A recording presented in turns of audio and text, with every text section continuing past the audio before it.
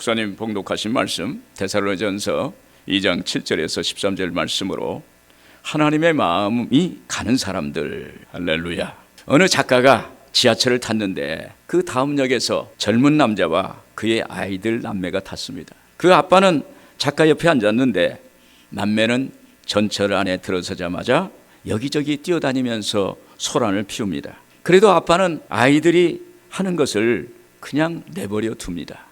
아이들은 어른이 신문 보는데도 방해하고 차에 탄 사람들의 그 신발을 밟기도 했습니다. 그런데도 아빠는 가만히 있었습니다. 작가는 속으로 참을 수가 없어서 그 아빠에게 이렇게 말을 했습니다. 선생님, 아이들이 가만히 있게 해줄 수 없겠습니까? 손님들에게 폐가 되고 있습니다. 이렇게 말했습니다. 아빠가 조금 있다가 이런 말을 했습니다. 죄송합니다. 사실 지금 막 병원에서 나오는 길입니다. 1시간 전에 저 애들 엄마가 죽었습니다. 저는 앞이 캄캄해서 무엇을 어떻게 해야 할지 모르겠습니다. 그리고 아이들은 엄마를 잃고 막막해서 그런 것 같습니다. 그 순간 작가는 자기의 생각이 짧았다는 것을 깨달았습니다. 그리고 눈에 보이는 것이 다는 아니구나라는 것을 알게 되었다고 합니다. 여러분, 우리 눈에 보이는 것이 진실이 아닙니다. 우리 눈에 보이지 않는 곳에 진실이 있을 수도 있습니다. 내 생각이 전부가 옳은 것은 아닌 것입니다. 그런데 언제나 우리 인생의 중심을 잡아주고 인생의 기준이 되는 것이 있는데 그것이 바로 하나님의 말씀, 성경입니다. 성경은 하나님이 우리에게 하나님의 마음을 담아서 쓰신 그리스도의 편지입니다. 하나님의 마음이 저와 여러분을 향해서 마음이 가 있는 거예요. 여러분, 하나님의 마음에 가는 사람은 어떤 사람들일까요? 먼저 하나님의 사랑을 받는 사람들입니다. 8절에 우리가 이같이 너희를 사모하여 하나님의 복음뿐만 아니라 우리의 목숨까지도 너희에게 주기를 기뻐함은 너희가 우리의 사랑하는 자 됨이라. 바울 사도가 데살로 교인들을 사모해서 하나님의 복음뿐만 아니라 자기 목숨까지도 내어주기를 원한다고 말하고 있습니다. 왜 그럴까요? 그것은 그들이 뿌리 깊지 않는 새신자와 같고 초신자와 같습니다. 그리고 믿는다는 이유 때문에 심한 박해를 받고 있기 때문입니다. 그런데도 데살로니가 교인들은 신앙을 잘 지키고 있고 바울이 전한 복음을 잘 지키고 있었습니다. 그래서 바울은 그들에게 우리의 사랑받는 자라고 말하고 있습니다. 왜 바울이 데살로니 교인들을 이처럼 사랑했을까요? 바울 자신이 예수님의 사랑을 체험했기 때문입니다. 죽어야 할 사람이 하나님의 은혜로 살았고 그를 또 사도로 삼으신 것은 하나님의 전적인 그 은혜요 사랑이었기 때문입니다. 예수님의 그 사랑으로 바울 자신이 남을 사랑할 수 있는 사람으로 변화된 것입니다. 그들에게 복음을 전했다는 것은 자기 힘이 아니라 전적인 하나님의 은혜였습니다. 여러분, 예수님의 십자가 사랑으로 우리는 구원받았습니다. 이 사랑은 이 세상의 어떤 것으로도 비교할 수 없는 우리에게 주시는 하나님의 복입니다. 그리고 하나님의 자녀가 되었습니다. 하나님의 자녀가 됐다는 것은 얼마나 큰 특권인지 모릅니다. 제 집안 얘기라 죄송하지만 설교 말씀을 좀 더 효과적으로 전하기 위해서 제가 비유로 말씀합니다. 저희 아버님 고향에 할아버지 살던 곳에 가면 아버지가 아주 덕이 있고 훌륭하다고 그렇게 유명합니다. 제가 명절 때 내려가면 시골에 있는 어르신들이 저를 보고 어디서 왔느냐 그러면 예, 저희 아버님 성함이 이렇습니다 하면은 아 그래 너희 아버지가 참 덕이 많고 훌륭하다 하면서 저를 대하는 태도가 달라져요. 그리고 저를 안내하고 저에게 대접을 잘하고 칭찬도 해줍니다. 제가 어린아이인데도 아버지 덕분에 그런 대접을 받았어요. 그런데 하물며 우리가 하나님의 아들이 됐다면 어떨까요? 하나님의 아들, 사람의 아들도 이렇게 칭찬받고 대접받고 어린아이도 막 이렇게 칭찬하는데 하나님의 아들, 사람의 아들이 아니라 하나님의 아들이 되었다고 했을 때는 얼마나 우리가 존귀하고 보배로운 그러한 존재가 되지 않겠습니까? 마귀가 우리를 어렵게 하려고 다가와도 이 사람 예전 사람이 아니네? 하나님 자녀 됐네? 이 사람 하나님 관심 받는 사람이네? 이 사람 하나님의 독생자 예수님의 핏값으로 산 그러한 사람이네? 하면서 마귀가 왔다가 어떨까요? 접근할까요? 한 길로 왔다가 7길로 물러가는 역사가 있게 될 줄로 믿습니다. 또한 하나님의 사랑받으면 하나님의 형상을 회복하게 되는 것입니다. 여기서 하나님의 형상은 내 영혼의 회복을 말합니다. 원래 인간의 내면에 잠재했던 하나님의 형상으로 회복하는 것입니다. 7절 표준성경에 보면은 물론 우리는 그리스도의 사도로서 권위를 주장할 수도 있었습니다. 그러나 우리는 여러분 가운데서 마치 어머니가 자기 자녀를 돌보는 것 같이 유순하게 처신하였습니다. 여러분, 바울 사도는 하나님의 사랑으로 회복된 영혼은 마치 어머니의 사랑으로 양육된 자녀와 같다, 이렇게 말합니다. 부모의 사랑을 많이 받은 자녀는 정서가 안정되고 건강하고 어디를 가도 당당하게 대처하는 것을 보게 됩니다. 하물며 하나님의 사랑을 받은 사람은 그들의 영혼의 내면에 하나님의 형상이 회복되어서 하나님의 사랑받는 자로서 자기의 정체성이 확보되고, 그리고 어디 가든지 하나님의 자녀로서 삶을 살게 되는 것입니다. 그리고 하나님의 관심을 많이 받는 것입니다. 하나님의 사랑을 비유로 나타난 이런 글이 있습니다. 한 청년이 아름다운 아가씨를 사랑했답니다. 그런데 이 아가씨는 얼굴과는 다르게 아주 독한 마음을 가진 아가씨였습니다. 이 아가씨는 청년이 정말로 자기를 사랑하는지 확신해야겠다며 청년에게 자기를 사랑한다면 어머니의 심장을 꺼내서 자기 앞에 가져오라고 말했습니다. 대단한 여자죠. 그 사랑에 눈먼 청년은 그녀의 말을 따라 그대로 했습니다. 어머니의 심장을 꺼내어 두 손을 들고 아가씨의 사랑을 얻게 된 기쁨을 들떠서 아가씨 있는 곳으로 다름질 쳐옵니다. 그러다가 너무 서두른 나머지 돌부리에 걸어져 넘어지고 말았습니다. 아들은 땅바닥에 떨어진 어머니의 심장을 보라보았습니다. 그때 어머니의 심장에서 이런 소리가 들렸습니다. 애야, 어디 다치지 않았니? 조심하거라. 여러분, 이것이 철없는 자식에 대한 어머니의 사랑, 부모의 사랑입니다. 그런데 우리 하나님은 하나밖에 없는 예수 그리스도, 독생자 예수님을 십자가에 못 박혀 죽이기까지 우리에게 주셔서 우리를 구원해 주시고 하나님의 자녀 삼으신 거예요. 이것은 하나님의 사랑입니다. 여러분, 하나님의 사랑을 많이 받기를 주의 이름으로 축원을 드립니다. 그때 우리는 하나님의 사랑을 받는 사람임을 확신하게 되는 것입니다. 복음성가에도 이렇게 있습니다. 당신은 사랑받기 위해 태어난 사람, 당신은 사랑받기 위해 태어난 사람, 당신의 삶 속에 그 사랑 받고 있죠. 당신은 사랑받기 위해 태어난 사람, 당신의 삶 속에 그 사랑 받고 있지요. 태초부터 시작된 하나님의 사랑은 우리의 만남을 통해 열매를 맺고 당신이 이 세상에 존재함으로 인해 우리에겐 얼마나 큰 기쁨이 되는지, 당신은 사랑받기 위해 태어난 사람, 당신의 삶 속에서 그 사랑 받고 있지요. 할렐루야. 오늘 우리는 예수님의 핏값으로 그 독생자 죽이기까지 우리를 십자가에 매달리셔서 그 핏값을 대신해서, 우리의 죄값을 대신해서 지불하시기까지 사랑에는 존재라는 것을 믿기를 바랍니다. 우리는 하나님의 사랑을 받도록 지음받는 존재라는 것입니다. 하나님의 마음이 가는 사람은 어떤 사람일까요? 하나님의 마음에 합당한 사람들입니다. 12절에 이는 너희를 부르사 자기 나라와 영광에 이르게 하시는 하나님께 합당히 행하게 하려 함이라. 바울 사도는 데살로 교인들을 그들에게 합당한 삶을 살도록 가르쳤습니다. 즉 아버지가 자녀에게 하듯이 권면하고 그 위로하고 경계하는 그러한 말씀을 주었습니다. 그러므로 하나님의 마음이 가는 사람은 하나님께 합당히 행하는 자들인 것입니다. 하나님의 마음에 합당히 행하는 사람은 어떤 사람인가? 여기서 합당이라는 말은 어떠한 사실에 부합하게라는 뜻입니다. 즉 하나님의 부르심인 뜻에 벗어나서 좌로나 우로나 치우치지 않고 오직 하나님의 부르심의 의미를 알고 이해하고 하나님의 말씀에 순종하는 그러한 삶을 말하는 것입니다. 12절에 그랬죠? 이는 너희를 부르사 하나님께 합당히 행하게 하려 함이라. 여기 바울은 하나님께 부르심을 받은 자로서 힘쓰고 애쓰는 모습을 봅니다. 9절에 형제들아 우리의 수고와 애쓴 것을 너희가 기억하리니 너희 아무에게도 폐를 끼치지 아니하려고 밤낮으로 일하면서 너희에게 하나님의 복음을 전하였노라.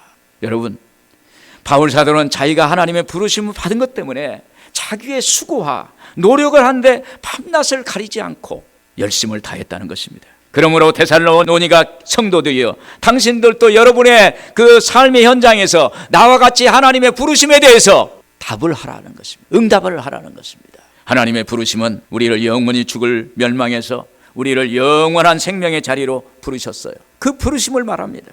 예수님 믿는 우리는 그 하나님의 부르심에 응답한 것입니다. 여러분의 삶의 자리에서 하나님의 부르심에 대해서 여러분들이 하나님 앞에 반응한 거예요. 그래서 하나님의 자녀가 됐어요. 그 부르심에 응답해서 하나님의 형상으로 회복되는 역사가 있게 된 것입니다. 그래서 우리는 그리스도 안에서 새로운 존재가 된 거예요. 고린도후서 5장 17절에 그런즉 누구든지 그리스도 안에 있으면 새로운 피조물이라 이전 것은 지나갔으니 보라 새 것이 되었도다. 오늘 여러분 예수 믿으면 새 것이 된 것입니다. 새로운 존재가 된 것입니다. 이전 것은 지나갔습니다. 예전에 내가 아니에요. 어제의 내가 아닙니다. 오늘 예수 믿으면 오늘 새롭게 된 거예요. 오늘 새로운 마음으로. 그래서 중요한 것은 나의 존재에 대한 확신입니다. 나는 새로운 사람이 되었다. 나는 새로운 피조물이 되었다 라는 확신, 그러한 것이 우리에게 필요합니다. 그러면 우리는 하나님의 마음이 가는 사람이 되는 거예요. 하나님의 마음이 가는 사람.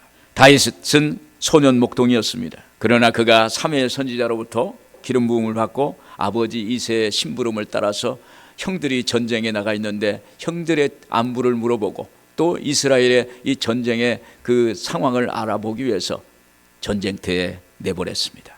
그때 블레셋 장수 골리앗이 큰 소리로 야훼 하나님의 군대를 모욕하고 그리고 무시합니다. 아군인 이스라엘은 거기에 따라서 아무 말도 못하고 벌벌 떨고 있는 것입니다. 그때 소년 목동은 자기 마음속에 이스라엘은 하나님의 나라요, 하나님의 군대요, 하나님의 군사들인데 이렇게 이방 블레셋 사람들 앞에 비참하게 벌벌 떨고 있느냐, 그런 마음이 들었어요. 근데 그 순간 그의 마음에서 하나님의 부르심의 소리를 들었습니다.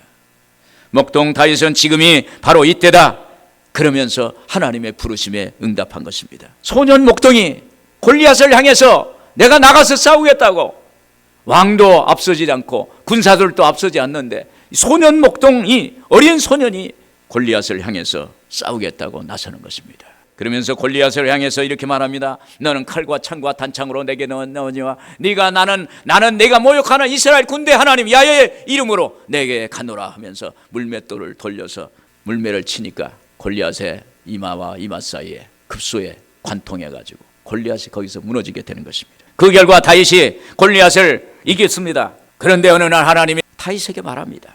사도행전 13장 22절에 내가 이새 아들 다윗을 만나니 내 마음에 맞는 사람이라 내 뜻을 다 이루리라 하시더니, 똑같은 성경 말씀 사무엘상서 3장 14절 야훼께서 그의 마음에 맞는 사람을 구하여 야훼께서 그를 그의 백성의 지도자로 삼으셨느니라. 할렐루야. 여러분, 하나님의 부르심에 반응하는 사람, 하나님의 부르심에 답을 하는 사람에게는 하나님께서 다윗처럼 하나님이 높여 쓰시는 거예요. 오늘 여러분 하나님의 음성을 듣길 바랍니다. 하나님의 음성에 귀를 들이길 바랍니다. 여러분의 양심의 소리를 들어보길 바랍니다. 그럴 때 하나님이 나에게 하시는 말씀이 있어요. 마치 처녀가 집안에 있는 문설주에 귀를 기울이고 안에 있는 소리를 듣듯이 귀를 기울이는 그러한 모습, 하나님이 역사해 주시는 것입니다. 여러분, 하나님의 부르심, 여러분의 삶의 현장에서 반응하는 사람은 많지 않습니다. 여러분과 저는 하나님의 부르심에 반응해서 나왔으니 하나님의 복을 받은 사람이에요. 여러분, 이런 사람이 하나님 마음이 가는 사람입니다. 하나님의 마음에 합당한 사람입니다. 이런 사람은 하나님 마음과 자신의 마음 사이에 간격을 두지 않으려고 노력합니다. 환경이 어떠하더라도 하나님의 마음과 떨어지지 않으려고 노력합니다. 그래서 하나님이 기뻐하시는 것은 나도 마음에 기뻐하고, 하나님이 슬퍼하는 것은 나도 슬퍼하고, 하나님이 불쾌하게 생각하는 것은 나도 불쾌하게 생각하는 거예요. 이것이 하나님이 합당한 사람이에요. 역대하 16장 9절에 그랬습니다. 야훼의 눈은 온 땅을 두루 감찰하사 전심으로 자기에게 행하는 자들을 위하여 능력을 베푸시나니, 하나님은 하나님께 합당히 행하는 자에게 능력을 베푸세요.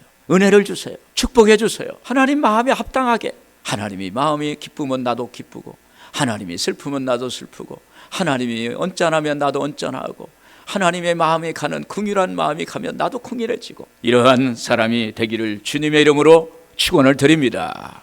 끝으로 하나님의 마음에 가는 사람은 하나님의 말씀을, 복음을 사람의 말로 받지 아니하고 하나님의 말씀으로 받는 자들입니다.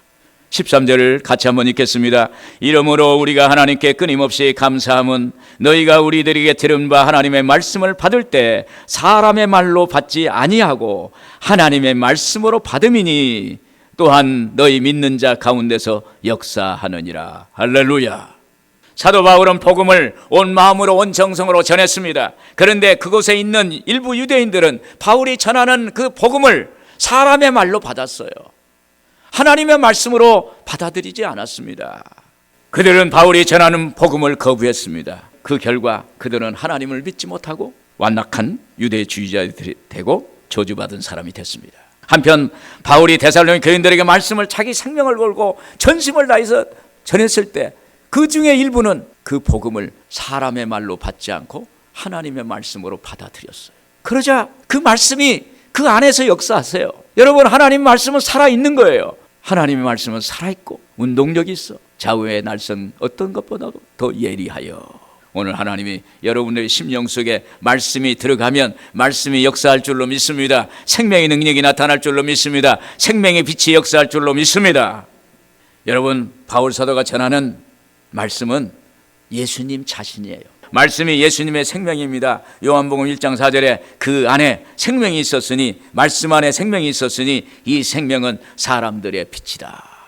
하나님은 말씀하실 때 사람을 통해서 말씀하세요. 말씀이 들어오면 어둡고 캄캄하고 우울하고 짜증나고 슬프고 부정적인 마음이 사라지는 거예요. 여러분, 예배 드리고 나면 마음이 개운해지고 마음이 환해지고 마음이 긍정적이 되고 할 수 있거든요. 무슨 말이야? 믿는 자에게 능치 못할 일이 없느니라. 나는 할 수 있다. 한번 해보자. 이런 심령이 되는 거거든요. 세계적으로 유명한 치유사역자 케네스 해긴 목사님이라는 분이 있었어요. 이분이 16살 때 이제 마치 루게릭 병처럼 몸을 움직일 수 없고 몸이 이렇게 설 수가 없어요. 그래서 이 16살 때 많은 의사들이 와서 케네스 해긴 목사님은 죽을 거다, 그렇게 말을 했어요. 그래서 할머니를 통해서 자꾸 예배를 드렸어요. 목사님들을 모셔다 놓고 집에서 예배를 드리는데 어느 목사님이 오셔서 말씀을 전하는데 마가복음 11장 24절에 무엇이든지 기도하고 구하는 것은 받은 줄로 믿으라. 그리하면 너희에게 그대로 되리라. 할렐루야. 이 말씀이 그냥 자기 마음속에 탁 박힌 거예요. 기도하고 무엇이든지 기도하고 구한 것은 받은 줄로 믿어라. 그리하면 그대로 되리라. 그리하면 그대로 기도한 대로 되리라. 믿음이 왔어요. 그래서 그 말씀을 자꾸 묵상하니까 어느 순간에 내가 좀 일어나야겠다라는 생각이 들었어요. 그래서 침대를 붙잡고 일어나기 시작했어요. 그런데 일어날 수가 없어요. 그래도 말씀이 안에 있어서 믿고 일어서려고 안감을 썼어요. 그런데 며칠을 하다 보니까 침대 옆에 섰어요. 이제 걸어가야죠. 이제 걸어가는데 한 걸음 걸어가다가 넘어지고, 두 걸음, 세 걸음 가다가 또 넘어지고, 네 걸음 가다가 넘어지고, 그러기를 반복 그러면서도 말씀 속에 하나님 무엇이든지 기도하고 구하는 것은 받은 줄로 믿으라. 그리하면 너에게 그대로 되리라. 이 말씀이 계속 암송하고 묵상하면서 그 말씀이 막 역사하니까 나중에 일어서서 걷는 역사가 나타났습니다. 할렐루야. 하나님의 기적이에요. 오늘 여러분, 말씀이 우리 안에 사람을 통해서 오는데 그것을 사람의 말로 받지 않고 하나님의 말씀으로 받을 때 거기에 하나님의 역사가 나타나는 줄로 믿습니다. 또한 말씀이 그리스도의 편지입니다. 고린도후서 3장 23절에 너희는 우리의 편지라. 우리의 마음에 썼고 무사람이 알고 읽는 바라. 너희는 우리로 말미암아 나타난 그리스도의 편지니 이는 먹으로 쓴 것이 아니요 오직 살아계신 하나님의 영으로 쓴 것이며 또 돌판에 쓴 것이 아니요 오직 육의 마음판에 쓴 것이라. 여러분, 편지는요 내 마음을 담아요. 내 마음에 순수한 마음을 담아요. 일기를 쓸 때도 그래요. 저도 일기를 썼습니다. 신앙 일기를 썼는데 그 일기를 쓰는 순간만은 하나님 앞에 내가 서 있는 거예요. 그리고 순수한 마음으로 써내려가는 것입니다. 저 같은 경우는 병에서 나았기 때문에 내 생명의 원천이 되신 하나님, 내 생명의 원천이 되신 하나님, 나의 복이 근원 되신 하나님, 그러면서 이렇게 써내려가면 마음이 거룩해지고 깨끗해지고 하나님 앞에 서는 것입니다. 초대교회에서는 이런 서신을 통해서 성경이 되었고 오늘날 성령이 말씀을 통해서 역사하시는 것입니다. 몇 년 전에 무더운 여름에 기도원에서 사역할 때입니다. 그날 밤도 기도원 숙소에서 기도하는데 너무 무더웠어요. 너무 더워요. 저기 그 오살리 기도원이 38선 가까운 데거든요. 이게 너무 더워요. 성경을 읽으면서 기도하는데 눈에 잘 안 들어와요. 너무 더워서 혼자 있는 방에서 무더위에서 있으니까 좀 처량하잖아요. 그러면서도 성경을 읽으면서 기도했어요. 그런데 히브리서의 말씀을 하는데 히브리서 10장 19절 20절 말씀이 제 눈에 확 띄는 거예요. 그러므로 형제들아, 우리가 예수의 피를 힘입어 성소에 들어갈 담력을 얻었나니 그 길은 우리를 위하여 휘장 가운데 열어놓으신 새로운 살 길이요 휘장은 곧 그의 육체니라. 순간 이 말씀이 저의 마음에 빛같이 들어왔습니다. 그러면서 예수님의 십자가가 죄로부터 구원을 받을 뿐만 아니라 오늘 현실에서 내가 살아가야 할 새로운 길을 열어놓으셨다는 거예요. 할렐루야. 휘장 가운데 열어놓은 새로운 살길이요 휘장은 곧 육체니라. 예수님이 십자가에 못 박혀 죽으신 십자가의 그 못 사이로 예수님이 내 인생에 살아갈 길이 거기에 열어놓았다는 거예요. 열어놨어요. 오늘 여러분들의 삶도 다 열어놓은 줄로 믿습니다. 그 말씀을 내 말씀으로 받아들여야 돼요. 하나님의 말씀으로 받아들여야 돼요. 이것이 바로 문자로 된 것이 로고스입니다. 그러나 이 로고스가 살아있는 말씀으로 나에게 개인적으로 나에게 주관적으로 다가올 때 그게 바로 레마가 되는 거예요. 할렐루야. 오늘 여러분들에게 하나님의 레마로 다가오기를 주의 이름으로 축원을 드립니다. 그때 제가 영안이 열렸어요. 예수님이 십자가에 이거 죽으신 것은 내게 살아갈 새로운 길, 얼마나 희망이 있는 말씀이에요. 할렐루야. 하나님께서 길을 열어놓으셨어요. 그 뒤에 길을 열어놓으셨을까요? 길을 열어놓으셨으니까 여기까지 온 거예요. 할렐루야. 또 기도 중에 환상 중에 꿈을 통해서 여러 가지 방법으로 말씀하십니다.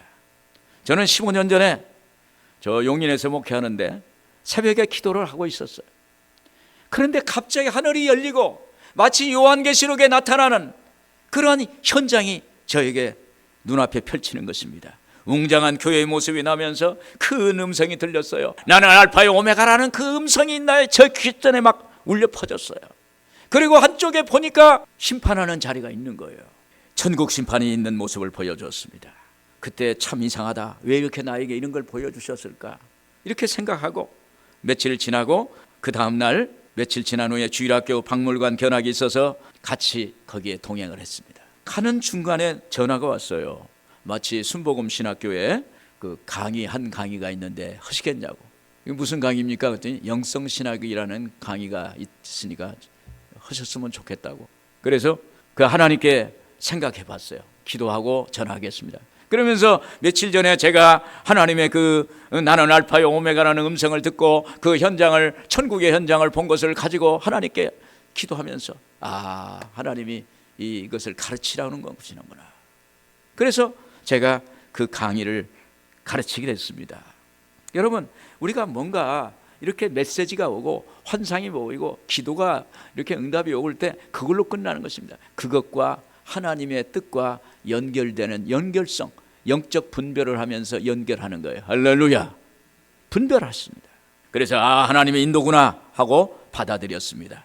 그 강의를 하면서 제가 다시 저희 영성이 회복되고 또 세워지고 그리고 새로운 그러한 영안이 열려지는 계기를 본 적이 있습니다. 여러분, 기도할 때나 말씀 속에서 하나님 음성을 들을 때가 있습니다. 그때 사람의 말로 받지 아니하고 하나님의 말로 받아서 영적 분별해서 선택하는 것입니다. 여러분, 예배 때 주의 종을 통해서 말씀을 들을 때는 내 마음의 문을 열어놔야 됩니다. 내 마음의 문을 닫아놓고 내 생각으로 저 말씀은 내 말씀이야, 옆에 있는 말씀은 내 말씀이 아니야, 취사 선택해서 듣는 게 아니에요. 하나님께 마음을 열어놓고 하나님이 나에게 주시는 말씀이 뭘까? 오늘 하나님께서 나에게 주시는 메시지가 있을 텐데, 하나님이 나에게 주는 선물이 있을 텐데 그 선물이 뭘까?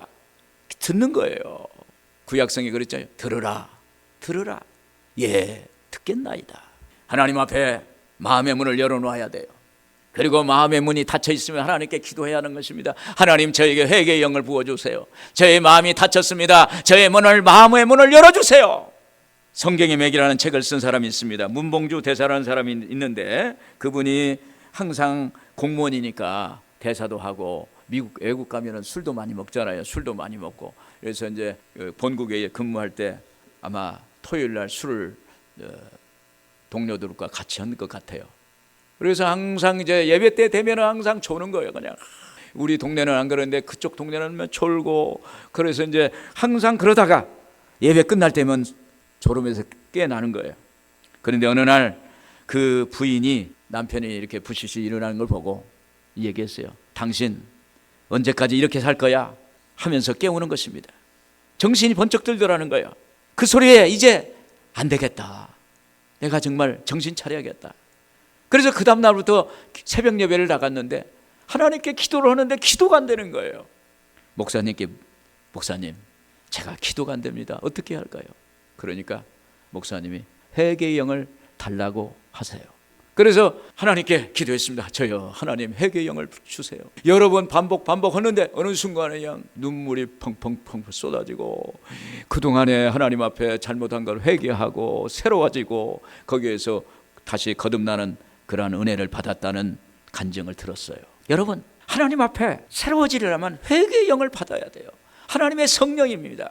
하나님 앞에 다시 서야 돼요. 그때 하나님께서 역사하시는 거예요. 그러고 나서 그분이 미국 대사가 되고 나중에 목사님까지 됐어요.